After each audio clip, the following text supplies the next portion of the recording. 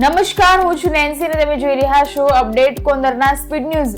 ચંડોળા તળાવના ડિમોલેશન ઉપર સ્ટેની અરજી હાઈકોર્ટે નકારી. સરકારે કહ્યું ગેરકાયદેસર વસાહત રાષ્ટ્રીય સુરક્ષા માટે જોખમી. ડિમોલેશનની 50% કામગીરી પૂર્ણ. અમદાવાદના ઇતિહાસનું સૌથી મોટું ડિમોલેશન. પોલીસ કમિશનર ઘટનાસ્થળે પહોંચ્યા હતા. સૌરાષ્ટ્ર કચ્છમાં ગનગોળા વરસાવતી ગરમીની આગાહી. આજે રાજકોટ, અમદાવાદ, કચ્છમાં પારો 43 થી 45 ડિગ્રી પહોંચશે. 4 જિલ્લામાં હીટવેવની અસર રહેશે. પાકિસ્તાન સાથેના તણાવથી ફ્લાઇટના ભાવ આસમાને. અમદાવાદથી ઉપડતી ઇન્ટરનેશનલ ફ્લાઇટના ભાવમાં એવરેજ 2000નો વધારો.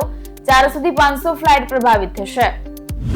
14 વર્ષના વૈભવી ક્રિકેટર બનવા માટે કાર્ટૂન જોવાનું છોડ્યું. પિતાએ દીકરાને ક્રિકેટર બનાવવા માટે જમીન વેચી. હવે વ્હીલચેર ઉપર બેઠેલા દ્રવિડને ઊભા થવા પર મજબૂર કરી દીધા. 35 બોલમાં 101 રન બનાવ્યા. સુરતના મોટા વરાછા વિસ્તારમાં ખાનગી લક્ઝરી બસ બેફામ બની હોવાની ઘટના. સુરતમાં પૂરપાટ ઝડપે જતી બસે 42 વર્ષીય યુવકને કચડી નાખતા મોત. રોડ ક્રોસ કરતા સમયે બની ઘટના. સુરતમાં ચેઇન સ્નેચિંગ કેસનો આરોપી ડબલ મર્ડરમાં જેલમાં હતો. પોલીસે આરોપીની ઇન્સ્ટાગ્રામ રીલ્સ ઉપરથી ઓળખ કરી. વિવિધ રાજ્યોમાં 23 જેટલા ગુના નોંધાયેલા. આરટીઈ હેઠળ ધોરણ 1માં પ્રવેશ માટે પ્રથમ રાઉન્ડ જાહેર. રાજ્યમાં 93,000 બેઠકમાંથી 86,274 વિદ્યાર્થીઓને પ્રવેશ ફાળવાયો. દસ્તાવેજ ઉપર જ ગરીબ દેખાતા વાલીઓને પ્રવેશ ન મળે તે સૂચના. રણવીર અલ્હાબાદિયાને આઝાદી. સુપ્રીમ કોર્ટે પાસપોર્ટ પરત કરવાનો આદેશ કર્યો. યુટ્યુબરની ઇન્ડિયા ગોટ લેટેન્ટ વિવાદ ઉપર તપાસ પૂર્ણ. પહેલગામ ઉપર ભાજપ વર્સિસ કોંગ્રેસ. કોંગ્રેસે માથું પગ વિનાનો ફોટો શેર કરીને ગાયબ લખ્યું. ભાજપે કહ્યું ખરેખર તો કોંગ્રેસનું ગળું કપાયું છે. સાથે જ કોંગ્રેસે પાકિસ્તાન સાથે હાથ મિલાવીને કામ કરી રહી છે. આ સાથે ભાજપે કોંગ્રેસને પાકિસ્તાનનો PR એજન્ટ ગણાવ્યો.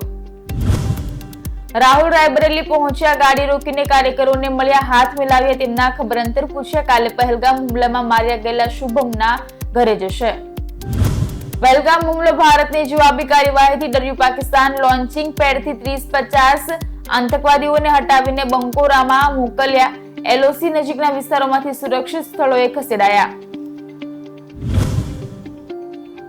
કેનેડા ચૂંટણીમાં ટ્રુડોની પાર્ટીને લીડ. બહુમત મળવી મુશ્કેલ. ખાલિસ્તાન સમર્થક જગમીત સિંહ પોતાની સીટ પરથી હાર્યા. રાજીનામું આપ્યું. શેરબજારમાં આજે ફ્લેટ ટ્રેડિંગ. સેન્સેક્સ 200 પોઈન્ટ વધ્યો. નિફ્ટી 200 પોઈન્ટ ઘટ્યો. અલ્ટ્રાટેક, પાવરગ્રીડ અને નેસ્લેના શેર 2% ઘટ્યા. અમદાવાદના ચંડોળા તળાવ ડિમોલેશન મુદ્દે હર્ષ સંઘવીના પ્રહાર. ઘૂસણખોરોને સુરક્ષિત રાખવાનો એજન્ડા નિષ્ફળ ગયો. કોંગ્રેસની સહાનુભૂતિ ધરાવતી અરજી HCA ફગાવી અને ટ્વિટર ઉપર લખ્યું ન્યાય થયો. કચ્છમાં ગેરકાયદેસર બાંધકામમાં પર ફરીદાદાનું બુલડોઝર ચાલ્યું. તંત્રએ કરોડોની જમીન ખુલ્લી કરી. કચ્છ જિલ્લામાં વ્યવસાયિક અને ખેતીલક્ષી દબાણો દૂર કરાયા. અમરેલીના સાવરકુંડલામાં APMCના ડિરેક્ટર અંકુર રામાણીએ પોતાના ઘરે વહેલી સવારે ગળા ફાંસો ખાઈને આપઘાત કર્યો હોવાની ઘટના સામે આવી. તેમની પત્ની રિસામને હોવાથી તેમણે આપઘાત કર્યો હોવાનું પ્રાથમિક તારણ જાણવા મળ્યું છે.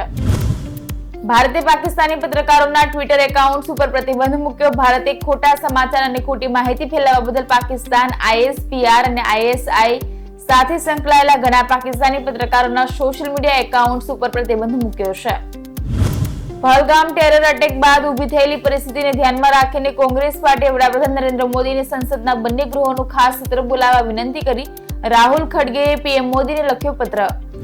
જમ્મુ અને કાશ્મીર સરકારી સુરક્ષાની ચિંતા વચ્ચે સાવચેતીના ભાગરૂપે 40 થી વધુ રિસોર્ટ તેમજ 18થી વધુ પર્યટન સ્થળો પર બંધ કર્યા છે. કેન્દ્ર શાસિત પ્રદેશમાં ખીણ અને પહાડો ઉપર આવેલા 48 જેટલા રિસોર્ટ બંધ કરવામાં આવ્યા છે.